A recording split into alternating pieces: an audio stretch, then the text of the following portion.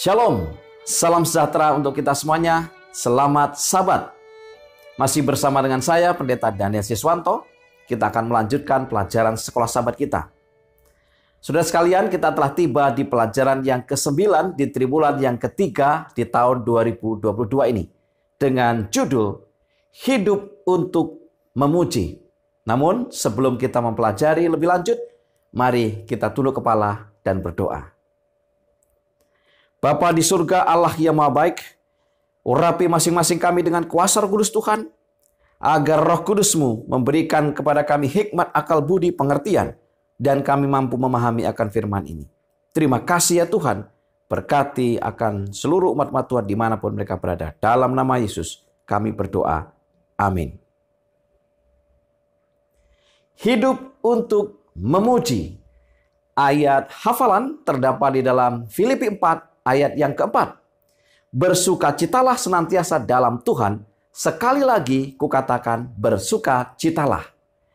Saudara, Tuhan mendorong kita untuk hidup dalam pujian, baik secara individu maupun secara bersama. Mazmur 146 ayat 1, Efesus 5 ayat 19. Sangat mudah untuk memuji Tuhan ketika tidak ada kesulitan. Tetapi bagaimana kita bisa memuji Dia ketika kita menderita dan menghadapi masalah? Alkitab penuh dengan cerita tentang orang-orang yang memuji Tuhan di saat-saat sulit. Mari kita belajar dari pengalaman mereka. Di pelajaran hari Minggu dengan judul Kerangka Pujian. Di balik jeruji penjara Romawi, Rasul Paulus menuliskan nasihat bagi orang percaya di Filipi bahwa mereka harus selalu bersukacita. Karena ia sendiri telah mengalaminya meskipun ia berada di dalam penjara. Ia tetap penuh semangat untuk terus bersaksi. Penjara tidak menghalangi Paulus untuk mengalami damai sejahtera Allah. Bagaimana Paulus dapat memiliki sukacita saat di penjara? Jawabannya adalah karena ia memiliki hubungan yang hidup dan terus-menerus dengan Tuhan yang adalah sumber sukacita dan pujian. Memuji Tuhan di saat krisis muncul dari hubungan kita dengan Tuhan, di mana kita mengenal, mencintai, dan mempercayainya. Dua implikasi dari nasihat Paulus untuk selalu bersukacita, yaitu yang pertama, jika kita ingin selalu bersukacita, itu pasti berarti bahwa kita harus bersukacita bahwa ketika keadaan tampaknya tidak memberikan alasan apapun untuk bersukacita. Yang kedua, jika kita ingin selalu bersukacita, itu juga berarti bahwa kita harus belajar untuk bersukacita pada saat kita tidak menyukainya. Saudara sekalian, sukacita lebih dari sekedar kebahagiaan berdasarkan hasil atau keadaan. Sukacita adalah kesenangan supernatural dalam tujuan Allah bagi kehidupan kita.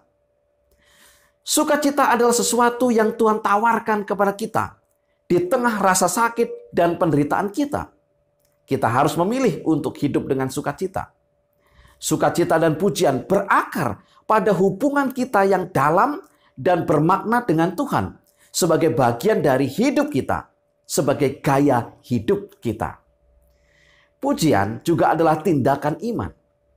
Pujian adalah sesuatu yang kita lakukan bukan karena kita merasa baik, tetapi karena kebenaran tentang siapa Allah itu dan apa yang Dia telah janjikan kepada kita. Iman seperti itu akan membentuk pikiran, perasaan, dan keadaan kita. Filipi 4 ayat 4 sampai dengan 7, firman Tuhan berkata, bersukacitalah senantiasa dalam Tuhan. Sekali lagi kukatakan, bersukacitalah. Hendaklah kebaikan hatimu diketahui semua orang. Tuhan sudah dekat. Janganlah hendaknya kamu khawatir tentang apapun juga. Tetapi nyatakanlah dalam segala hal keinginanmu kepada Allah dalam doa dan permohonan dengan ucapan syukur. Damai sejahtera Allah yang melampaui segala akal akan memelihara hati dan pikiranmu dalam Kristus Yesus. Di pelajaran hari Senin, berdoa di tembok. Saudara sekalian, terkadang iman kita tampaknya membuat kita terpojok. Kita sampai pada suatu situasi, iman kita seolah sedang menjebak kita. kita melihat situasinya. Dan apakah kita harus menolak Allah, iman, dan segala sesuatu yang kita percayai? Atau iman kita memaksa kita untuk percaya pada apa yang tampaknya mustahil? Allah membuat orang Israel terpojok. Setelah mereka mengembara selama 40 tahun di padang gurun, Allah tidak memimpin umatnya ke padang rumput yang kosong dan damai. Allah membawa mereka ke salah satu kota dengan benteng yang paling kuat di seluruh wilayah. Dan kita tahu itulah Yeriko. Kemudian mereka harus berjalan mengelilingi Yeriko dalam keheningan selama 6 hari. Pada hari yang ketujuh, Allah menyuruh mereka untuk bersorak. Dan sorakan itu bersama dengan bunyi trompet akan membawa kemenangan. Apakah yang Allah sedang ajarkan kepada bangsa Israel, kepada kita melalui cara mereka menaklukkan kota Yeriko? Yosua 6 ayat 1 sampai dengan 20. Yang pertama, ketika Allah memanggil orang Israel untuk bersorak, itu adalah jenis sorakan yang sama seperti yang ditulis oleh Daud dalam Mazmur 66 ayat 1 sampai dengan 2. Bersorak-sorailah bagi Allah, hai seluruh bumi. Masyurkanlah kemuliaan namanya. Muliakanlah dia dengan puji-pujian. Sorakan ini adalah sebuah pujian yang disertai iman. Setelah 6 hari melihat tembok besar itu, mereka dapat saja menyimpulkan bahwa mereka tidak punya kesempatan untuk menghancurkan tembok yang kokoh ini. Bersorak dengan keras tidak akan menimbulkan getaran hingga memicu tembok Yeriko runtuh. Tetapi kuasa di balik sorakan atau pujian itu yang meruntuhkan tembok itu. Apakah yang Allah sedang ajarkan kepada bangsa Israel dan kepada kita melalui cara mereka menaklukkan kota Yeriko? Yang kedua, dia mungkin membawa kita ke Yeriko. Karena dia perlu mengajari kita bahwa kekuatan untuk menang tidak datang dari kekuatan dan strategi kita sendiri. Semua yang kita butuhkan berasal dari luar diri kita sendiri. Jadi, apapun yang ada di depan kita, tidak peduli betapa sulit kelihatannya, peran kita adalah memuji Allah, sumber dari segala yang kita butuhkan. Ini adalah iman dalam tindakan. Kemudian, pelajaran ketiga adalah kita harus belajar untuk taat kepada Tuhan, walaupun kita tidak sepenuhnya mengerti alasannya. Yosua memilih untuk taat, walaupun perintah Allah untuk mengelilingi kota Yeriko terdengar aneh. Allah mempunyai alasannya sendiri untuk meminta Yosua berbuat sesuatu. Dan ia pasti mempunyai alasan untuk pedoman hidup yang ia berikan kepada kita. Ibrani 11 ayat 30. Karena iman, maka runtuhlah tembok-tembok Yeriko setelah kota itu dikelilingi 7 hari lamanya. Di pelajaran hari Selasa, kehidupan pujian. Pujian adalah sesuatu yang harus kita biasakan sampai itu mengubah dari suatu kegiatan yang dilakukan pada waktu tertentu kepada atmosfer di mana kita hidup. Pujian seharusnya tidak menjadi tindakan tertentu saja, tetapi itu adalah pola hidup yang spesifik. Dalam Mazmur 145, Raja Daud mengekspresikan berbagai alasan untuk memuji Tuhan. Di antaranya, karena kemahakuasaan Tuhan. Raja Daud memuji Tuhan karena perbuatan-perbuatan Tuhan yang ajaib. Raja Daud memuji Tuhan karena kebajikan Tuhan. Karena keadilan Tuhan, karena Tuhan pengasih dan penyayang serta panjang sabar. Karena kesetiaan Tuhan yang tak diragukan. Raja Daud memuji Tuhan juga karena Tuhan adalah kekuatan bagi orang yang lemah. Karena Tuhan itu dekat bagi setiap orang yang berseru kepadanya. Seperti Raja Daud, kita juga dapat memiliki banyak alasan untuk memuji Tuhan. Pengkhotbah besar Inggris, Charles Haddon Spurgeon, menulis sebuah buku berjudul The Practice of Praise. Buku ini didasarkan pada Mazmur 145 ayat yang ke-7. Peringatan kepada dasarnya kebajikanmu akan dimasyurkan mereka. dan tentang keadilan-Mu mereka akan bersorak-sorai. Dalam ayat ini, Mazmur 147 ayat 5, Spurgeon meminta perhatian kita pada 3 hal penting yang dapat membantu dalam mengembangkan pujian di dalam hidup kita. Yang pertama, pujian dilakukan saat kita melihat sekeliling kita. Secara jasmani, kita lihat ciptaan Tuhan di dunia ini. Begitu indah.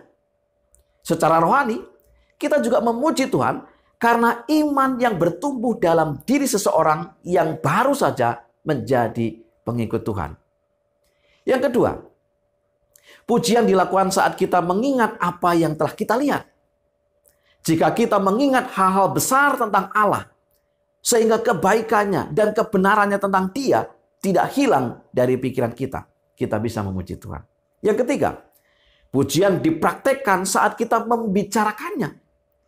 Pujian bukanlah sesuatu yang kita lakukan di kepala kita. Itu dimaksudkan untuk keluar dari mulut kita, untuk didengar oleh orang-orang di sekitar kita. Mazmur 145 ayat 21 mengatakan, mulutku mengucapkan puji-pujian kepada Tuhan, dan biarlah segala makhluk memuji namanya yang kudus untuk seterusnya dan selamanya. Di pelajaran hari Rabu dengan judul Saksi yang Meyakinkan. Saudara-saudara yang dikasihi Tuhan, dalam kitab Kisah Para Rasul 16 ayat 16 sampai dengan 34 menceritakan pengalaman Paulus dan Silas yang difitnah, dianiaya, dan dipenjara dengan terbelenggu. Namun, doa dan pujian mereka telah membawa pengaruh yang mencengangkan.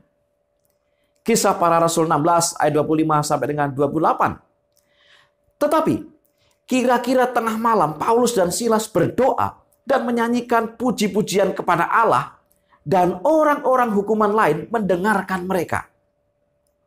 Akan tetapi terjadilah gempa bumi yang hebat, sehingga sendi-sendi penjara itu goyah. Dan seketika itu juga terbukalah semua pintu dan terlepaslah belenggu mereka semua. Ketika kepala penjara itu terjaga dari tidurnya dan melihat pintu-pintu penjara terbuka, ia menghunus pedangnya hendak membunuh diri. Karena ia menyangka bahwa orang-orang hukuman itu telah melarikan diri. Tetapi Paulus berseru dengan suara nyaring, katanya, "Jangan celakakan dirimu, sebab kami semuanya masih ada di sini." Pertanyaannya adalah, apa yang dilakukan Paulus dan Silas saat di penjara, dan bagaimana pengaruhnya terhadap semua penghuni penjara dan kepala penjara serta keluarganya? Setelah dilucuti dan dipukuli dengan keras, Paulus dan Silas dijebloskan ke dalam penjara. Tidak ada seorang pun di sana untuk mengoleskan salep pada punggung mereka yang luka parah dan memar. Dalam kesakitan fisik yang luar biasa dan dengan kaki yang terjepit, mereka ditempatkan dalam kegelapan penjara bagian dalam. Namun, dalam keadaan terjepit, mereka berdoa dan menyanyikan pujian kepada Allah. Doa dan pujian mereka telah menggerakkan mesin-mesin surga untuk bekerja, sehingga terjadi gempa bumi yang dahsyat yang membuka pintu-pintu penjara dan mematahkan belenggu-belenggu. Yang kedua, para tahanan yang lain mendengarkan doa dan pujian tersebut dengan seksama, dan saat pintu-pintu penjara terbuka, mereka tidak mengambil kesempatan untuk melarikan diri. Mungkin saja doa dan pujian itu telah mempengaruhi mereka. Dan yang ketiga, kepala penjara yang panik karena tanggung jawabnya atas para tahanan berusaha untuk mengakhiri hidupnya. Namun akhirnya terselamatkan. Ia bukan hanya luput dari bunuh diri, tapi kini ia dan keluarganya percaya kepada Allah dan memberi diri mereka dibaptis. Kisah Para Rasul 16 ayat 29 sampai dengan 35. Saudara-saudara yang dikasihi, sungguh menakjubkan untuk berpikir bahwa doa dan pujian kita dapat mengubah nasib kekal orang-orang di sekitar kita. Jika Paulus dan Silas duduk dalam kegelapan penjara, hanya mengeluh dan menyesali diri seperti yang sering dilakukan para tahanan, apakah menurut Anda ada orang yang akan diselamatkan malam itu? Mungkin juga tidak. Filipi 1 ayat 29 sampai dengan 30. Sebab kepada kamu dikaruniakan bukan saja untuk percaya kepada Kristus, melainkan juga untuk menderita untuk Dia, dalam pergumulan yang sama seperti yang dahulu kamu lihat padaku, dan yang sekarang kamu dengar tentang aku. Jika kepala penjara dan keluarganya membaca tulisan Paulus ini dan merenungkan bagaimana penderitaan Paulus telah membawa sukacita bagi mereka, itu pasti membawa sebuah lagu ke dalam hati mereka dan tantangan baru untuk tetap setia, tidak peduli berapapun harganya. Pertanyaannya adalah, apakah doa dan pujian kita membawa efek yang positif bagi orang di sekitar kita? Di pelajaran hari Kamis, senjata yang menaklukkan. Di zaman Raja Yosafat, kerajaan Yehuda menghadapi satu ancaman besar dari bangsa Moab dan Amon, serta orang-orang dari pegunungan Seir. Mereka disebut sebagai laskar yang besar atau pasukan besar. 2 Tawarik 20 ayat 1 sampai dengan 2. Bagaimana cara Raja Yosafat menghadapi ancaman dari pasukan besar koalisi mereka, yaitu bangsa yang akan menyerang Yehuda tersebut? 2 Tawarik 20 ayat 3 sampai dengan 30. Yang pertama, Yosafat tidak langsung menerjunkan pasukan militernya, tetapi ia mengambil keputusan untuk mencari Tuhan. Ia menyerukan kepada orang-orang Yehuda untuk berpuasa. Yosafat sendiri mengakui kenyataan dari situasi tersebut dengan mengatakan bahwa karena kami tidak mempunyai kekuatan untuk menghadapi laskar yang besar ini yang datang menyerang kami. Kami tidak tahu apa yang harus kami lakukan, tetapi mata kami tertuju kepadamu. Yang kedua, setelah Yosafat berseru kepada Tuhan dalam doanya, tampillah Yahasiel, seorang Lewi dengan dipenuhi roh Allah, mengumumkan, dalam peperangan ini tidak usah kamu bertempur, hai Yehuda dan Yerusalem. Tinggallah berdiri di tempatmu dan lihatlah bagaimana Tuhan memberikan kemenangan kepadamu.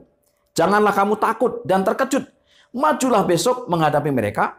Tuhan akan menyertai kamu. Setelah itu, mereka menyembah Allah dan menyanyikan pujian untuk Dia dengan suara yang sangat nyaring. Yang ketiga, meskipun Allah akan berperang untuk mereka, Yehuda tidak boleh berdiam diri dan tidak berbuat sesuatu. Mereka tetap harus keluar untuk menghadapi musuh. Mereka harus pergi dengan persenjataan mereka. Yang keempat, Yosafat menunjuk paduan suara untuk menyanyikan pujian bagi Allah saat mereka berbaris. Barisan paduan suara ini berada pada posisi terdepan, sementara di belakangnya berbaris pasukan bersenjata. Ketika mereka mulai bersorak-sorai dan menyanyikan nyanyian pujian, dibuat Tuhanlah penghadangan terhadap Bani Amon dan Moab dan orang-orang dari pegunungan Seir yang hendak menyerang Yehuda, sehingga mereka terpukul kalah. Allah campur tangan pada saat mereka menjalankan iman mereka dalam janjinya, ketika mereka mulai memuji Dia untuk kemegahan kekudusannya. Pertanyaan berikutnya adalah, apa yang terjadi kepada bangsa-bangsa lain saat mereka mendengar kemenangan Yehuda atas bangsa Moab, Amon, dan Edom? 2 Tawarik 20 ayat 29 sampai dengan 30. Ketakutan yang dari Allah menghinggapi semua kerajaan negeri-negeri lain ketika mereka mendengar bahwa Tuhan yang berperang melawan musuh-musuh Israel, dan kerajaan Yosafat amanlah karena Allahnya mengaruniakan keamanan kepadanya di segala penjuru. Saudara-saudara yang dikasihi Tuhan, sebagai kesimpulan pelajaran sekolah sahabat kita hari ini, yang pertama, pujian adalah tindakan iman. Memuji Tuhan di saat krisis muncul dari hubungan kita dengan Tuhan, di mana kita mengenal, mencintai, dan mempercayainya. Yang kedua, iman yang sejati adalah iman yang memaksa kita untuk terus percaya pada apa yang tampaknya mustahil. Yang ketiga, pujian adalah sesuatu yang harus kita biasakan sehingga menjadi pola hidup yang spesifik. Yang keempat, doa dan pujian kita dapat mengubah nasib kekal orang-orang yang ada di sekitar kita. Dan yang kelima, Allah campur tangan pada saat kita menjalankan iman melalui janjinya. Ketika kita mulai memuji Dia untuk kemegahan kekudusannya. Kiranya ini menjadi berkat bagi kita semuanya. Oleh sebab itu, mari kita tunduk kepala dan berdoa.